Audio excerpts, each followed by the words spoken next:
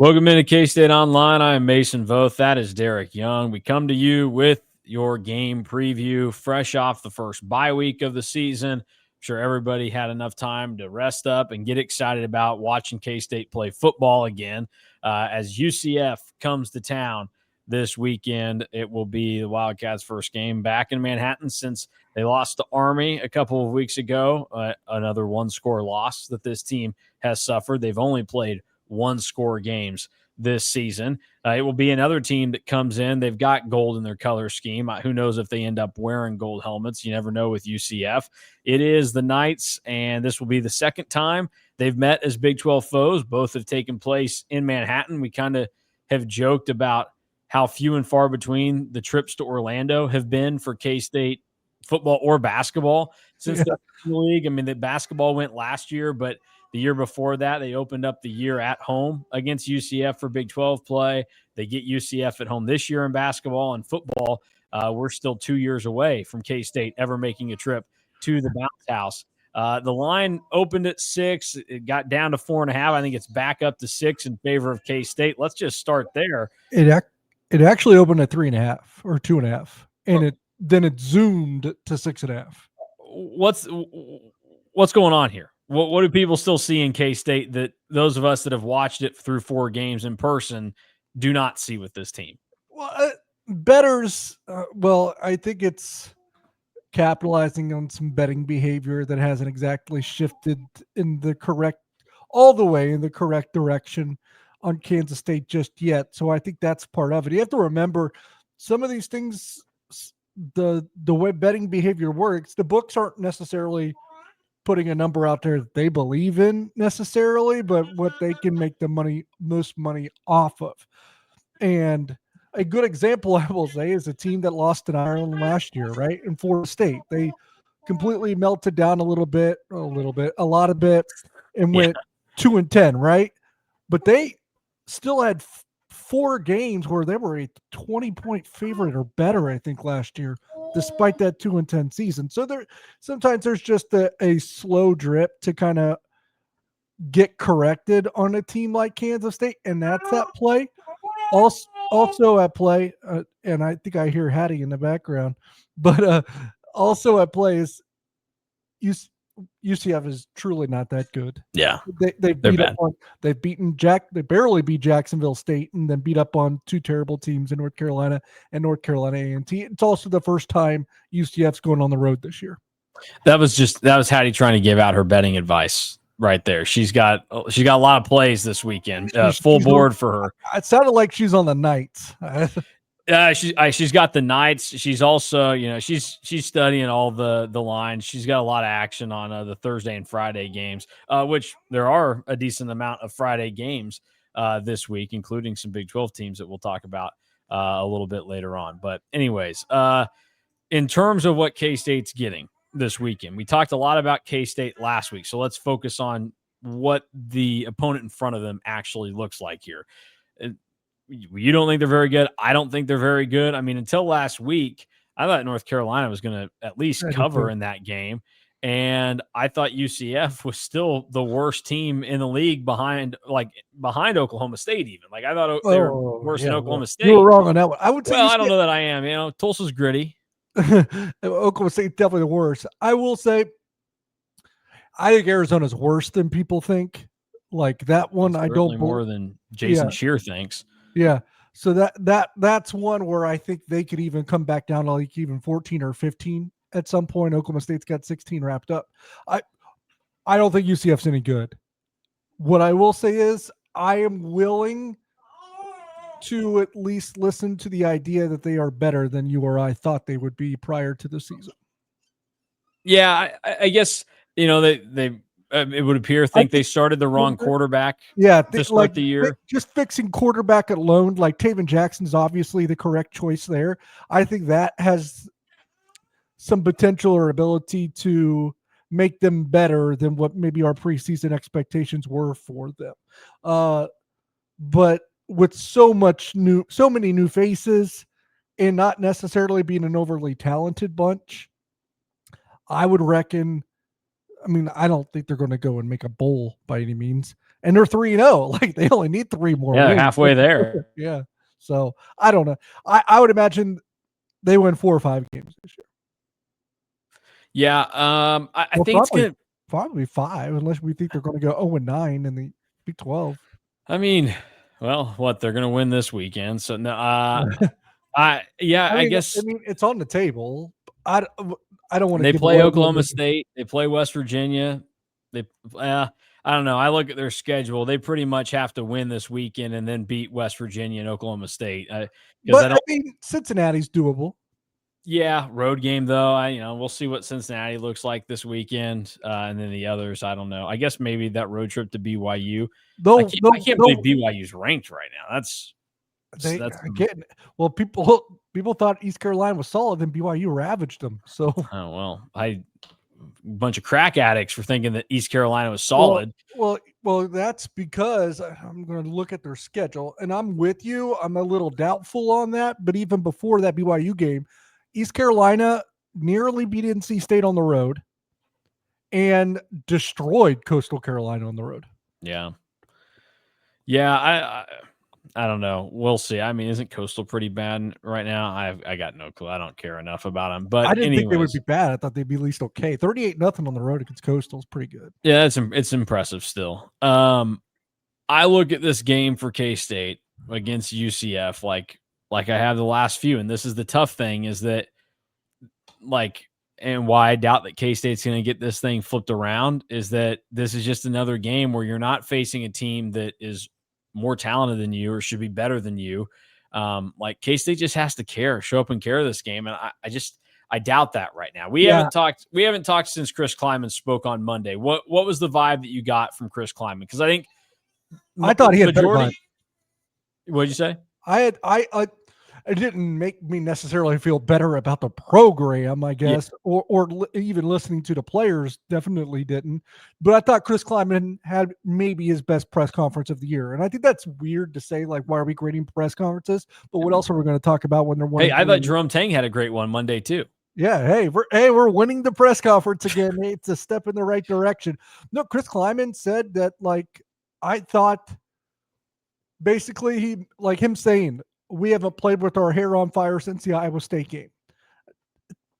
It's something small. It's something simple, but I like hearing that. I like you being able to admit that publicly and say, we're not good enough. I don't think we've heard that enough for a team that's 1-3 and playing pretty poorly. That bothers me a little bit. So I liked hearing that. I liked hearing that we need to go from a team that gets punched in the mouth and just taking it to a team that gets punched in the mouth and actually fights back. And he said players and coaches. He's like, right now we just get punched in the mouth and that's it.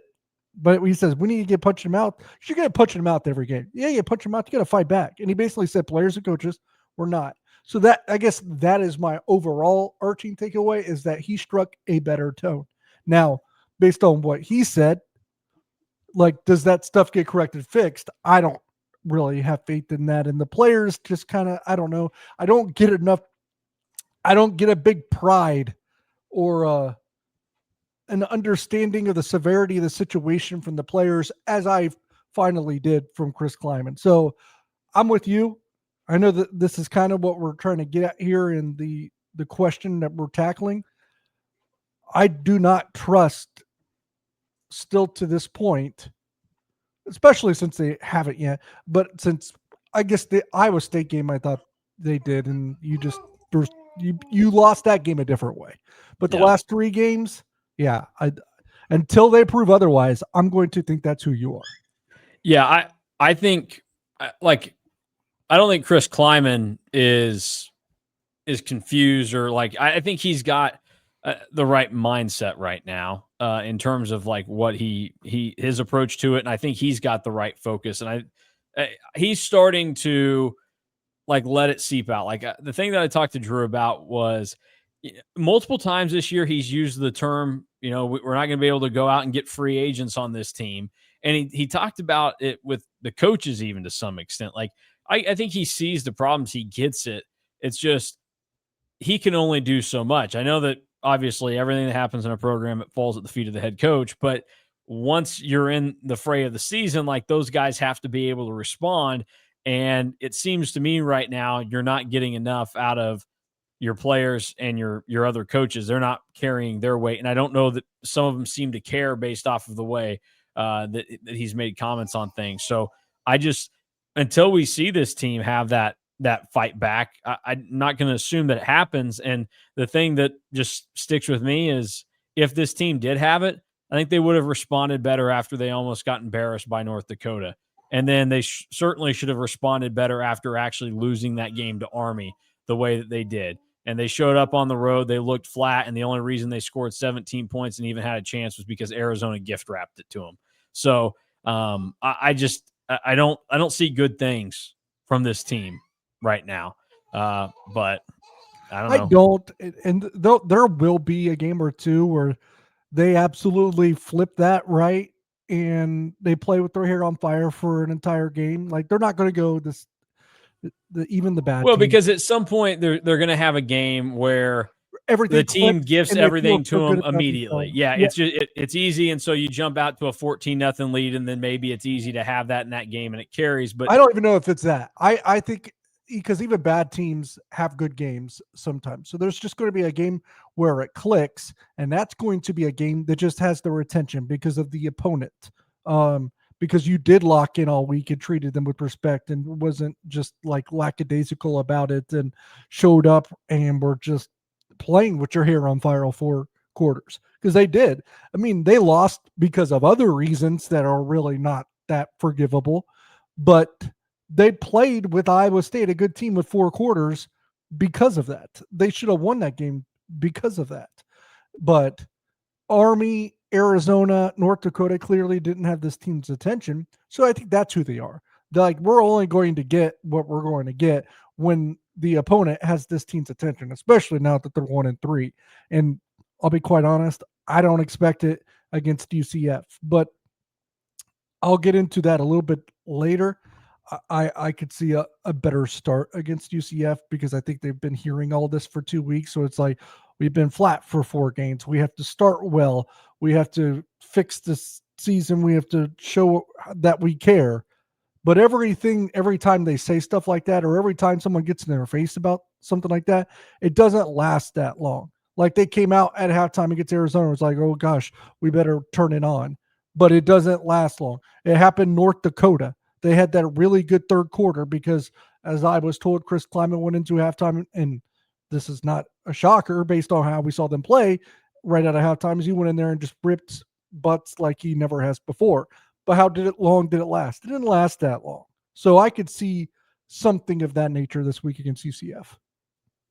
Yeah, and that to me is if it can't carry over too terribly long, like that just is reflective of personalities and the team that you have. Like I don't know, it gets to the point where I think it's going to get like pretty similar to basketball last year, where you're looking at a team that doesn't really have it in him to play with the respect that you need to have, given the circumstance that you're in. I know some people like might push back on that and act like that's cheesy and like these people, these guys don't care about it the way that the fans do and all that.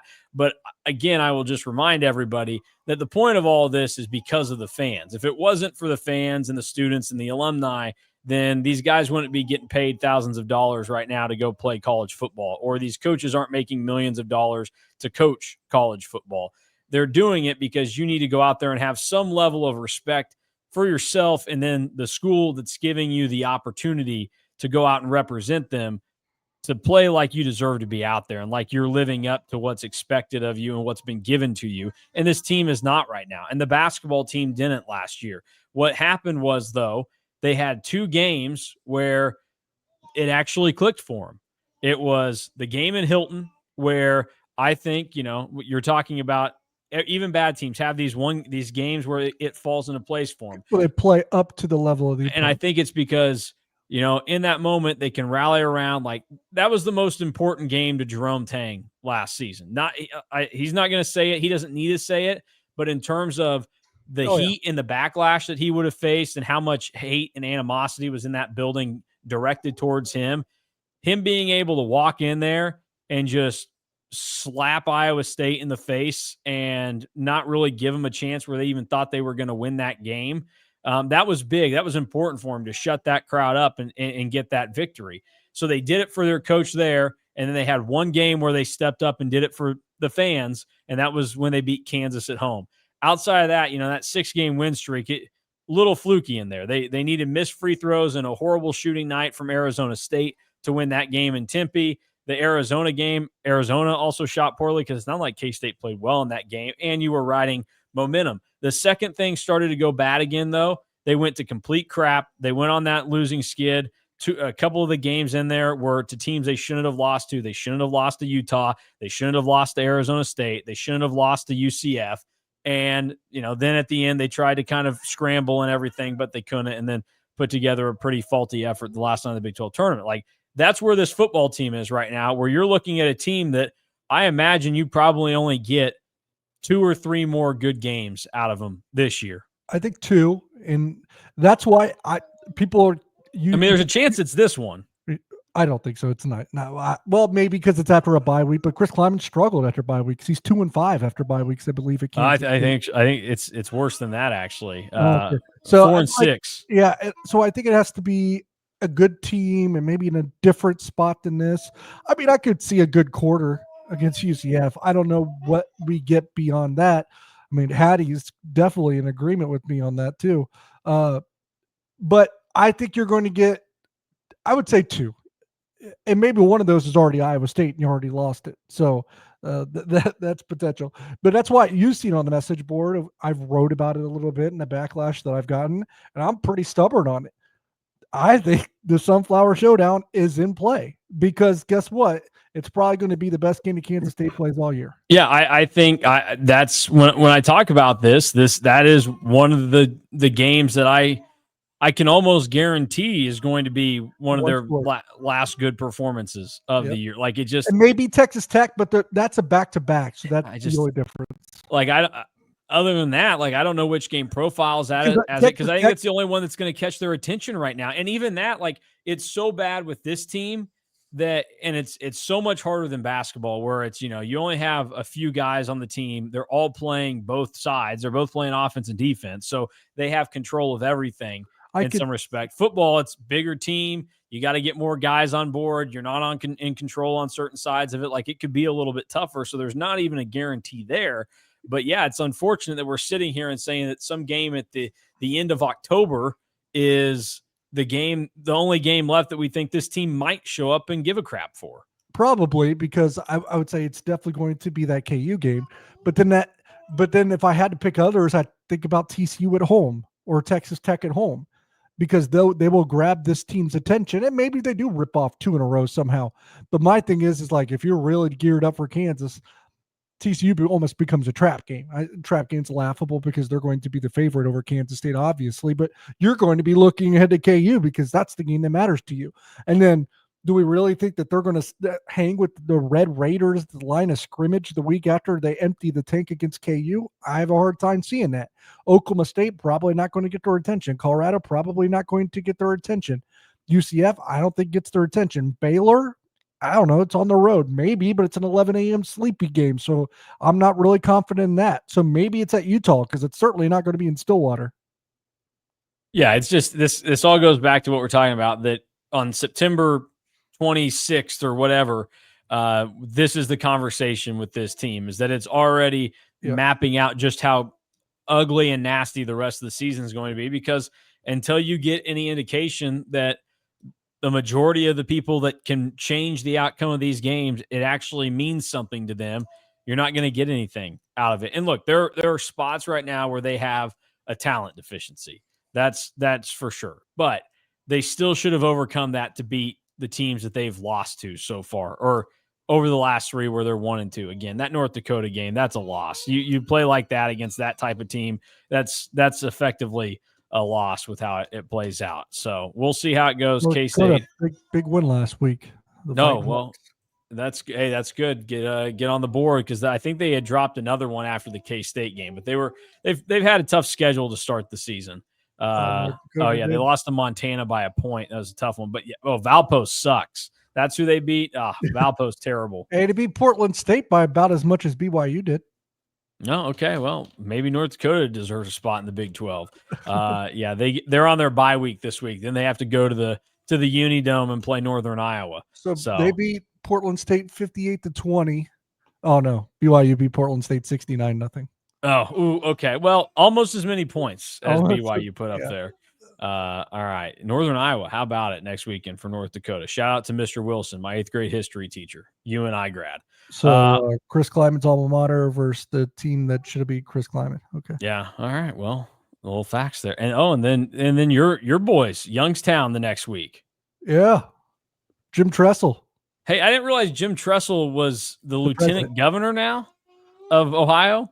Oh, he is? I thought he was still the president of Youngstown State. Hey, look, I thought so too. And then the other day I saw something. He somehow became the lieutenant governor of Ohio.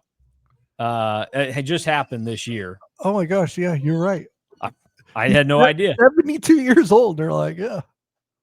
I don't know why football coaches think that they just can go from we're coaching now we're going to just politics is our thing. But he's a lot different. He went to academia with school president. He's a smart guy. All right, let's move on here. We need to recap best bets. Did not go Republican. Okay. Did not go very well for either of us last week. 1-2. Nebraska killed you. I was killed from the start on Friday night because Iowa took the opening kickoff back for a touchdown, and there were 42 points scored in the first half of that game. And then it got to late in the into the fourth quarter, and it was like 45 was the total. Thought maybe something would happen. Now lost it. Interesting note about that is Rutgers games have went over in 11 straight games. So you were trying to beat the odds there. 11 straight overs in Rutgers games. I just, I didn't believe in Ethan Kaliakmanis, and apparently he can get the offense going a little bit against anybody. The bowl game even went over against Rutgers for sure. Yeah, that was easy over there. So Rutgers just as a shootout team now. TCU and SMU, they came close, but needed somebody to punch the first half was first half. I had that too. First half. Killer. Yep. Yeah. For me, I was close on Nebraska, of course. They hung in there with Michigan. Michigan was the better team, though, I'll say, because I watched that game. They were the better team. But, man, Tulane didn't come close. That was a bad one. Yeah. Well, guess what? Ole Miss beat them by what, 40? I think 48-10 was the final score, maybe. Maybe Ole Miss is for real. Both of those teams are going to be featured in this week's best bets. Because, I'm betting against Ole Miss again because DY doesn't think that Ole Miss is for real. He's got LSU. All right. Lane Kiffin is like the bane of my existence right now. Explain yourself with your 3 picks right here, because I think one of those for sure makes sense to people. Iowa State against Arizona. Oh, the other two. We both took the clones. Oh, yeah. Iowa State over Arizona is my favorite bet. I locked that up. That you could bet every farm in the world on that, and you'll be the richest man coming out on top. Arizona's not good. This is the one. It's kind of like Kansas, West Virginia last week, where it's like, oh, Kansas is probably 10 points better than West Virginia, but I bet they're going to win by 30. Iowa State's probably about 10 points better than Arizona, but I bet they're going to win by 30. Arizona's not very good. Iowa State, this is their bounce back spot after, having that scare against Arkansas State. Arizona, water finds its level. Arizona's about to find its level here. LSU plus 1.5. Look, I know LSU's offense is underwhelming a lot of people, especially that reporter that fired off that first question in the post-game press conference following their win over Florida. Also, it was like a really mundane and lame question. That was the one that to me. I'm not the biggest Brian Kelly fan, but I kind of knew what Brian Kelly was coming from there. We just beat Florida in a really good game. No, Florida's very clearly sucks. The offense didn't look good in that game. Well, they're going to look like they suck the rest of the way, but that's a really good win, in my opinion. At that point, because now Florida's going to. They'd already lost to South Florida. They're trash. Now they're going to nose. I'm with Brian Kelly on that. But anyway, I think LSU better than a lot of people think. I think they're a true national title contender. I'm not all the way bought in clearly on Ole Miss. I keep betting against them. I think the LSU defense is really good. They have a really good coordinator in Blake Baker. The Ole Miss backup quarterback again for the third game in a row. Got more tape on him. I think Blake Baker makes him look really, really stupid. The under might have been actually the better play here. Yeah. But I like LSU to win outright. Kansas State first quarter, people are like, what the hell are you talking about? They said come out flat 4 games in a row. Yes, they have. But guess what? Every time they kind of get told that they suck and they get ripped, they kind of have that jolt of energy that looks good until it peters out basically 10 minutes later. So I could see Kansas State winning the first quarter, maybe even getting up by multiple scores. I know that sounds crazy. And then having to hang on for dear life by the end of the game. Just like the second half against North Dakota. They had that jolt, went up by multiple scores, and then had to hang on by dear life to win that game. I think what we saw in the second half against North Dakota is what we see for a full game against UCF. I'm going to be very fascinated right now to know who you're picking to actually win this game based off of the roller coaster of emotions we've been on to start the show. Here's the deal for me. Baylor going to Oklahoma State, 20.5-point favorites. Yeah, it's a lot. Baylor wants to respond. They got a chance to put it on a team that, sometimes you get the fired coach bump. I know. I don't think you're getting it with Oklahoma State. I think Mike Gundy was too beloved. Yeah, you do get a fired coach bump. That's why I stayed away from it. I would bet it the way you did, but I don't like to bet games where their coach is just fired. You think these guys are ready to go to war for Doug Meacham? Because I don't.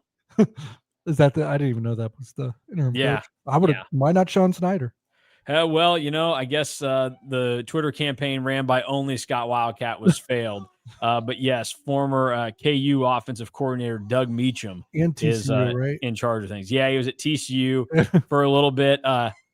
Not when you wanted to be at TCU. He was the OC when Gary Patterson got fired. And then he got to stay Was he the interim coach then there? That's a good question. I don't think he was. No, it was Jerry Kill, I think. Gosh, yeah, of course it was. Yeah, Jerry Kill, that man, he knows where to find the jobs. What year was that? 2021. 2021. That was, I think, after Kleiman beat them. That was during that stretch. That was that stretch where Kleiman was beating everybody and getting them fired immediately after. Matt Wells included. Yes, Matt Wells included. Who knows? Maybe K-State doesn't win that game. Maybe Matt Wells isn't overseeing a failed offense right now. Yeah, it was the Felix game. Of course, yeah. Because Texas Tech fired him because they had a stretch of games coming up where they were going to rip off 3 or 4 wins, and they did with Sonny Cumbie as the head coach. Iowa State, same type of deal. I let DY send his picks to me first, and I don't like to double up a ton of times, but this tells you how much I like this one, and I also have a lot of spite in my blood right now for Arizona people. Just Arizona football. I have no problem with Arizona basketball. Yeah, no problem there. Not even Arizona football. I don't even care about Brent Brennan or the football team. I don't know. Brent Brennan's kind of a lame-o. No, well, he's not good at his job, but I don't have anything against him. I think he's a nice guy. Scott Satterfield, nothing against him. I just don't think he's very good at his job. It's all those Arizona people that came after me on Twitter when they couldn't comprehend that I popped off a tweet that was saying, yes, K-State sucks. Arizona won that game because K-State sucks, not because Arizona is good. Arizona is not good at football. They're going to get blasted in Ames this weekend. And then Tulane, minus 15.5. Do you know who Tulane plays this weekend, DY? I don't. They're going right into the belly of the beast. Fresh off the biggest win in program history. They are going to be in Tulsa facing the Golden Hurricane this weekend. It's a good bet. Yep. Tulane coming off getting their butts beat. They want to bounce back. I like the disposition and the panache of Trey Layup. Yeah. Well, I like him. Big golfer, one of the best AMs in the state of Oklahoma. Here's the deal, though. His team looked like crap against Navy the week before. I think Tulane's going to come in there with their hair on fire, get the job done. We'll see. I'll probably be wrong. As long as Iowa State gets the job done, I hate that I'm in this position, that I'm pulling for the Clones this weekend, but I need them to win by about 40 points. Make me feel better about my life. I don't know that they really put down a hammer like that. They might win by 17. Though. I could just the way they play and kind of like when they get a team down and then just kind of coast to the end. So yeah. I would also bet that Noah Fafita throws his first pick of the season in that game against Iowa State. Ooh, that's a good bet. Yeah. So, I don't know if they'll offer that up to you, but yeah, I imagine he throws his first pick maybe of 2. the year. All right, let's get back to make it worth it. You probably have to go 2. Let's get back to UCF and K-State. Oh, do we have to? I know. We'll go quick here and discuss these two. What works? Yeah. What does work? Is there anything like that can work for K-State? Like what's the path to making this offense respectable? What I will say, the best thing about UCF is their defensive line so far. I don't know if it's for real or if it's just the opponent or if it's actually crap. We'll see. Obviously, that's not a great thing for Kansas State if it is for real. Fortunately, they don't have Lee Hunter anymore. He's wearing a Texas Tech uniform instead of a UCF uniform, or that would have really been a problem for Kansas State. I don't know exactly what's going. Here's a couple of things. What I think we're going to see, and also what I want to see. What I think we're going to see, because I think now that this coaching staff has their backs against to the wall, I do think they scheme up something these past 2 weeks and actually start to get some design QB run game going with Avery Johnson. I really, now that they have their backs in a corner, nowhere to go, up against the wall, I anticipate them getting him more involved in the QB run game and for them to have some things schemed up to where it might actually work. What I also want to see is, and Chris Kleiman said, well, we suck on 3rd and 4th down because we're not being good on 1st and 2nd down. There is some truth to that. That's always the case. My thing is like, quit treating 1st and 2nd down or even 3rd down to get in a manageable down the next time. Like I get that. Like it makes sense in football. You're not going to be good in 3rd down if it's 3rd and 8 or 9 instead of 3rd and 3 or 4. But guess what? 3rd and 3 or 4 doesn't get you jack squat with they haven't shown that they're good enough. You're not good enough at the line of scrimmage. You're not good enough in short yard situations. So quit trying to set yourself up for the next down when you're not converting on that next down, regardless of what the line to gain is. Like, treat those downs in those situations like any other. Like, throw it downfield. Don't say, well, we're going to throw a 4-yard stick so I can get in 3rd and 3. No, I don't care about that because you're not converting 3rd and 3 anyways. Yeah, that's the thing is, in this team's best offense this year, the moments where they flash and they've shown promise, it has been bigger plays down the field throwing the football, and that's where like your playmakers are right now. I think it just seems silly to try to get into that manageable spot because this team hasn't been able to last 3 seasons run the ball in short yardage effectively. They had their failures with it last year. You can even go back to 2023. Like I still point out, Will Howard was a smart runner. He could get what you needed when asked of it, but this team wasn't able to execute on quarterback sneaks in 2023. Like the offensive line has been slowly withering away over the last couple of years in terms of what they can do short yardage, and now it's growing to just every part of it. And it obviously really crumbled in November last year, and it has been, struggling ever since to get rebuilt. So, I think you just got to keep trying to attack. I'll ask you this because I think you're talking about the Avery Johnson run game here. If he doesn't do it coming out of this game, where Chris Kleiman has, kind of publicly said it now, it's clear that that's something that's missing here.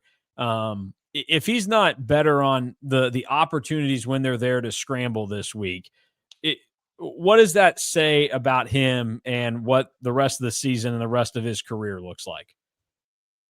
Well, I said it on 3 Mall earlier today. It's probably not out yet, but we recorded this morning.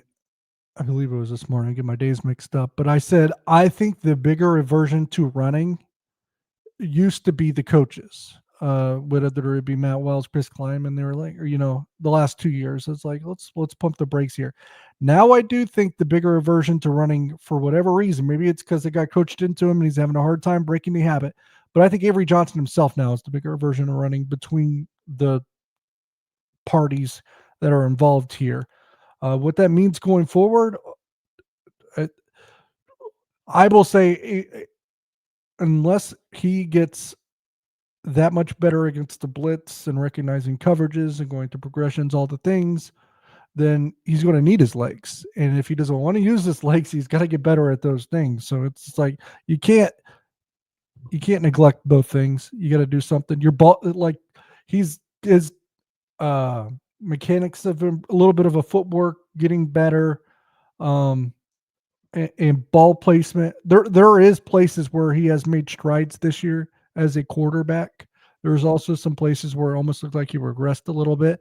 But I don't know if he realizes this or is a little bit stubborn in thinking this, and maybe again it's what was coaching him for so long, so he's having a hard time breaking some of those tendencies. It's like, dude, once you get out there and you make some things happen with your legs a little bit, it's going to be easier to throw the ball, because teams aren't going to want to rush you that much. Yeah. You know why you're getting blitzed so often? It's not only that you're panicking against the pressure, it's because teams don't think you're going to run.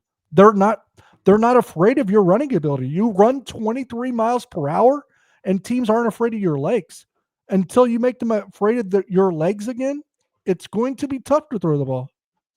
Yeah, no doubt about it. All right. Are you worried about, like, is this game in the realm of possibility of getting away from K-State? Obviously, the teams they've played the last 3 weeks, Yeah, those last 3 games aren't good enough, I think, offensively or like overall to pull away and just, keep this thing out of reach. Like K-State had a real chance in all of them. Like, you're not worried about what UCF's offense is going to do against K-State's defense more than what we've seen the last 3 games. No. UCF's not good enough to pull away from Kansas State, but Kansas State is bad a way to let them do it. Yeah. like sometimes it's not in UCF's control. It's like in that first half, it wasn't really Arizona. Like, if they didn't shoot their own foot, like they're up 24-0, something like that. Like, it's ridiculous. Like, Kansas State is bad enough to get blown out by just about everyone in the Big 12, regardless of what the competition is like across from the sideline. So if UCF plays even a B game or C game, and Kansas State comes out and lays duds like they did in the first half against Arizona for almost the entire game against Army in North Dakota, like, yeah, they could lose by 2-3 scores. Yeah. Well, so I guess then I'll shift to this. Our Drew Galloway, stats and info at KSO, informed us that if K-State does not record an interception with a corner in this game on Saturday, they will have gone a full year without a corner making an interception. The last one to do it was Jacob Parrish in the game against Oklahoma State last year. And K-State is still waiting on intercepting a quarterback this season. Does K-State take the ball away from a Taven Jackson pass in this game? It's in his first few games. He probably gets a lump here and there. Will it be a corner? Hell, I don't know. Like these are the things that are hard to predict. They're hard to predict. It's just there's a little bit of luck involved and a little bit of having some instincts to be in the right place at the right time. I do think that goes into it, and I don't really trust this team to be in the right place at the right time. And because like, some of your corners are really, really bad in zone coverage. Zone coverage is where you can get more interceptions because your eyes are watching the play in front of you. You're a man coverage, you're going to turn your back on the play a little bit because you got to guard the wide receiver, right? You don't get your head and shoulder turned around all the time. You don't have the opportunity to do it. So that goes into it a little bit, that this team has been so bad in zone coverage. Yeah. Well, do you want to talk nightmare scenario in this game? Nightmare scenario is if you play like K-State's living it right now. Yeah, you kind of are. If you play like you did against Army North Dakota, you're going to lose by 14 plus. And I know UCF's not that much better, but I think they still have enough speed and athletes to do something. So we're in a position right now where we almost need to ditch the nightmare scenario and go back to how my dad would have been walking into games in the 80s as a student. And it's, what's the best case scenario? What's the dream scenario for K-State in this game? Like, paint the picture that has everybody that, in all likelihood by 3:00 in the afternoon on Saturdays, regretting their 4-hour round trip drive to Manhattan and back home. to watch that team lose again. But what's the dream scenario for those people where they're sitting there and like, oh, at least we have this weekend to feel like things are normal? The dream scenario is that front six and that front seven that you've been touting all off season that we thought was really, really good, that could really rush the passer. You have Austin Romaine playing like an All-American linebacker, and those guys just make life hell for Taven Jackson under center, and like they literally dominate the line of scrimmage, and UCF has a hard time getting anything going. And you get a couple big pops, on offense to maybe get that lead.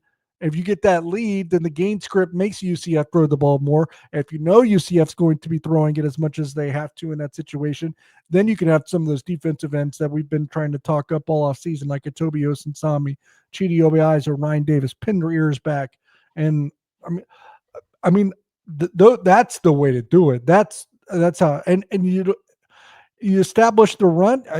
Maybe you don't even have to, but maybe get a couple explosives. Scheme something up with Avery Johnson and the QB run game, or a read option where they have to feast or famine. If Dylan Edwards is healthy, you got to pick Dylan or Avery, and you just get enough blocks to kind of let it get through, kind of like the Jace Brown run against Arizona when you got away with the holding call, really. So stuff like that. And then when they have to creep up and worry about Avery Johnson and worry about Dylan Edwards as running threats, because teams don't have to right now because Dylan Edwards has been unhealthy and Avery Johnson hasn't been willing to run the ball. So if they have to cheat up, and then you're talking about you can pop something over the top. So like literally there is a path. Like I just said, my desk just kind of took off on me. There is a path here where they can win by a lot. Well, so but that also takes this team having the character and the personality to do it, and we don't think they do. Yeah. But if they locked in against UCF like we anticipate them locking in against KU, and they prepared for UCF like we anticipate them preparing against KU in a few weeks, they'll win this game by 30. Yeah, you're hoping that the embarrassment just fully took over, and I don't think it has though. I agree. Yeah. I agree. But this is what I got to with basketball last year, where the only thing left to motivate these guys is that they go, this isn't fun, like to be the laughing stock of this, because K-State, you are the laughing stock of the Big 12 right now. Oklahoma State's in a much more sorry position, but we knew that going into the year. People feel bad for Oklahoma State. They're laughing at you. Yes, exactly. And we expected it from Oklahoma State. Okay, whatever. That's the type of thing here. So and UCF, it's Scott Frost's first year. They had to do everything. They had to it doesn't matter. Completely turn the program over. Same thing with Rich Rodriguez at West Virginia. Had to completely turn the program they already over. beat Pitt. People, they already won their season right there. And they're not laughing at Arizona anymore because Brent Brennan's 3-0. They didn't think Brent Brennan would ever be 3-0 in Arizona. So let's do the predictions here. I'll start because here's what I was going to say off of that and to what you were saying right there. I think UCF either wins this game and it's another K-State's in it, but they don't have the heart and soul that UCF does to go get the job done, or K-State's winning this game by 3 touchdowns. K-State's going out and winning this game like they should. I don't think K-State is going to be able to pull the rabbit out of the hat if this game's close late. I just don't think they've got the fire to do it. But they might be able to, if they come out and it for some reason falls into place and it clicks. I think it ends up happening big because UCF isn't that great of a team. But here's the deal. UCF, I think, is as much as I don't think much of Scott Frost right now as a head coach, I think his players are probably ready to play hard. And them starting 3-0 and beating North Carolina the way that they did last week is only going to increase their buy-in and their energy for what's happening right now. Somebody else down the road is going to give them the dose of reality. But right now, I have very little reason to believe that it's going to be K-State. So my official prediction on this one is that UCF wins the game, and I'll make it some nasty score like 27-23 or whatever. Luis Rodriguez misses his first kick of the year on a PAT or something weird happens. Fumbled snap. I don't know, but K-State's losing another close one this weekend. I think it's going to be like North Dakota, except the third quarter against North Dakota is going to be the first quarter against UCF, and Kansas State, and maybe it leaks a little bit in the second quarter, but Kansas State builds up like a 14-0 or 17-0 even lead. I can see that. But I also think this team's character and this team's personality is that they let off the gas and they get fat and happy and they lose complete concentration and focus to not maintain that for even 2 full quarters, 3 full quarters, or 4 full quarters, especially not 3 or 4 full quarters. So I think they jump out to that 2-possession lead, and then I have to think they have to fight like hell to win it, and they probably do some crazy ass, unrealistic, unpredictable, uh, you know, weird way score late just to win it, like they did against North Dakota, where you kind of have to do it very unconventionally. And you finally did have that Avery Johnson run on that final drive, actually, on the west sideline, I think for about 25 yards in that particular drive. I think it's like that. So I think Kansas State gets out fast, lets their foot off the gas because they just don't have the mental strength and focus and concentration to really put their foot on the pedal for 4 quarters, maybe not even 2 full ones. And so they surrender that lead, probably end up falling behind at some point in the 4th quarter. And like North Dakota, maybe that last second drive comes to your fruition. I'd say 31-28 Cats. Wow. All right. Hey, you know what? At this stage, K-State is not in the business of being able to turn away gross wins. So that would be much better. And even if this team is able to win this weekend, it makes you feel a little bit better now, even though it's not a good team they're playing and it wouldn't be a great performance. It at least shows maybe a little bit of something, because as we just saw the last 2 weeks, you face a team that has any life or any, respect for itself and is on the FBS level. K-State's not winning the game right now. So a win is a step in the right direction. And we'll see how things end up playing out for the Cats and UCF this weekend. All right, let's move on, close things out, discuss some of the other games in the Big 12 this weekend. There are a handful of notable ones, including on a Friday night. So if you like the Friday night games, you'll be excited that TCU and Arizona State are battling down in Tempe. Arizona State not in the top 25, but they did get a big win over Baylor last week to start 1-0 in a tight game. TCU, first conference game of the year. They are the number 24 team in the country. Arizona State, 3.5-point favorites in this one. Who takes the, I guess, second spot next to Texas Tech in the likelihood of playing in Arlington by winning this game? You think the Arizona State TCU winner is that? I think so. I think, or at least they will be viewed and discussed that way. Clones.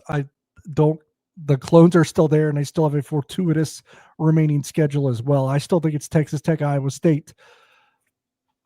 But Arizona State got that win over Baylor. Like, it feels like that is a little bit, it could be a jumping off point. I will take Arizona State, but not feel good about it. Like, TCU can definitely win this game. I think TCU's pretty good. I think TCU's pretty good too. I think TCU does win this game. I'm buying into it. There's another Big 12 game Friday night, even later, 9:30 kickoff on ESPN. Houston on the road at Oregon State, who is terrible. The Cougs are 13.5-point favorites. For reference, actually, this would be a really good spot to bet Houston too if you wanted to make a best bets. I should have thought about it, because Oregon State just tried to empty the tank against Oregon. Didn't go well, but like that they did. No, got off to a good start though. 7-7 after the first quarter. You're probably riding a little high, and then it was never. Yeah, close. And I think Houston is going to, and this should be scary for the rest of the Big 12. If you talk about a dark horse Big 12 title contender, maybe Houston, because they're only going to get better. They're already 3-0. This will probably make them 4-0. And I think that offense is not good enough right now. But if you let them go through the first 5 or 6 games with only 1 loss, then you're talking about that offense maybe being good enough by that point to hang with some teams. Well, look, this team, they play Texas Tech next weekend at home. But after that, they get a 2-game reprieve where they play Oklahoma State and Arizona. The Arizona game is at home.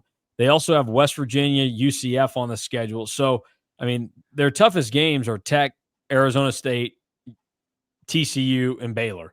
It's not the most difficult of schedules, and if you steal a couple games, like they're in position to be a weird, wonky team like this. You could be looking at the BYU this year, where maybe the actual talent is not fully there, but they get hot, they ride it, they get a little lucky too, and they end up not necessarily in Arlington, might get weird tiebreakers, but they're going to be in the mix there. Well coached, tough and physical, always have a chance. I mean, right now, would you say what the floor for Houston right now is looking like 7-5, 8-4? 7-8 win team. Like that's pretty good second year for Willie Fritz at a program like Houston. Moving on to Saturday's games, K-State UCF, we know at 11. There's also another 11 a.m. game on TNT this week. Cincinnati goes to Lawrence. I view this one in a similar vein to K-State and UCF. I think Cincinnati either wins the game or KU wins the game by double digits. This is a plant your flag and prove yourself type of game to these two teams. And it's going to go one of those two ways in my mind. I kind of disagree. I actually think this could go like Cincinnati, Nebraska. Okay. Well, or you think either of those teams are good? No, but okay. I mean, KU. I mean, after the game stopped being weird, KU got absolutely smashed by Missouri. And yes, maybe Missouri's good, but I'm not ready to say that like KU shouldn't be competing a little bit better than getting outscored 36-10 over 3 quarters. Oklahoma State Baylor at 2:30. We know we both sit on that one. Baylor needs it to kind of bounce back. I mean, Baylor will get it. I just don't know by how much, but they're going to get it. Yeah. Utah, West Virginia, also at 2:30. This is the Fox game this week. Utah, 12.5-point favorites on the road in Morgantown. I don't know if I'd pick Utah to cover because they're going to be good enough at the line of scrimmage to win that game. But like the book starting to come out a little bit on Devin Dampier. Yeah. It's going to be interesting to see how they bounce back from not putting a lot together on offense last week. Then 6:00, Arizona, Iowa State, both teams unbeaten. The Clones, 6.5-point favorites. We both like them. And then the nightcap. I think they win by at least 10. The nightcap in Boulder, BYU, 6.5-point favorites on the road at Colorado. I think BYU should win, but I think this is a little bit of a tricky spot for him because you're talking about Bear Bachmeier going into kind of a hornet's nest for the first time. And look, we know that I, for some reason, have done a 180, and I've been a Colorado rider this year, despite being a Deion's a fraud guy. I think I think Colorado covers here. I don't know if they win, but I think it's going to be close. They have a chance to win. It's not entirely that I'm a really believer in Colorado. They need to stick to a quarterback and go. Well, I was going to say they've got a better chance now that they are letting Caden Salter. The reason why they need to stick with one quarterback is because they need an identity. It's kind of hard to have an identity when you're going waffling back and forth between quarterbacks. And really, when they first started to do it, there was really no reason to do it. So that was kind of the baffling thing. But stick to a plan, stick to an identity, and you got a shot to at least be a frisky Big 12 team this year. I mean, you hung with Georgia Tech too before getting pounded by Houston. Yeah. So I don't think BYU is bad, but I think BYU is pretty average. And maybe they are solid. Even if BYU is solid, going into Boulder, and we know what those atmospheres have been like under Coach Prime, especially under the lights. We were there last year. That's a tough place to play.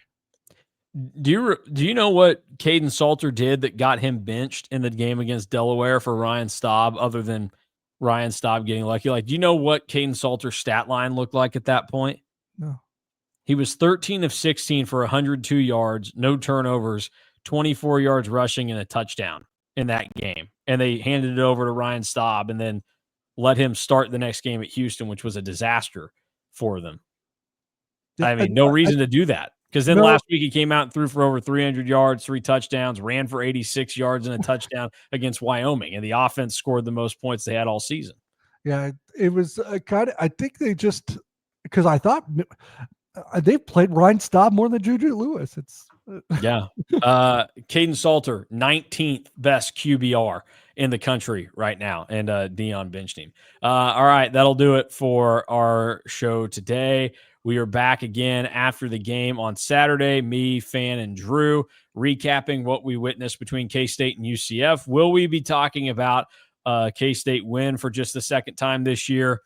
DY says yes. I say, I don't know, but I have my doubts. We'll have plenty of coverage in the lead up to the game over at KSO as well. You can also always hop onto the Foundation, our message board, if you are a community member over there, and let your thoughts be known on whatever it is that comes to your mind right now. A lot of basketball talk over there at this point in time too. The basketball schedule just came out. DY, what was the reaction to K-State's Big 12 schedule? I think all the like perceived, and obviously things can change because some teams are going to be better than we thought, some teams are going to be worse than we thought, but you got a lot of balance in your schedule to the point where you don't have like, oh my God, this stretch where you playing like 6 powerhouses with all the good teams in the Big 12. It's easy to have a stretch where it's like, man, this could bury a team. And Kansas State really doesn't have that. Now, I mean, they start out tough, but back-to-backs with BYU and Arizona, but one of them is at home, and it's not over 2 or 3 days. And you get a reprieve after that, a really nice reprieve after that, quite frankly, where the next 4 games look very winnable if you can get anything done on the road. But other than that, there's only one point this year where you have even 3 tough opponents in a row. And I think that's that Houston, Baylor, Texas Tech stretch is what you would point to. And you're really just going off of tradition or standard when you come to Baylor, because we don't really know what Baylor is going to be quite honest. But other than that, there's not a whole lot of times on that schedule where I even think you're playing back-to-back tournament teams. Yeah. Yeah, they got fortunate the way that it falls. And you don't have that Saturday, Monday game.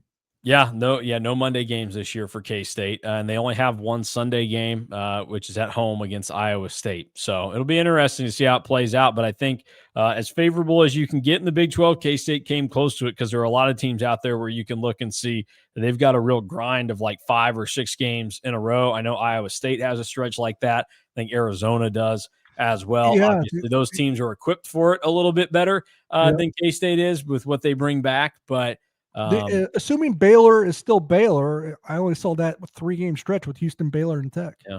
Yeah, I think you look at that. There was, it's spread out pretty well.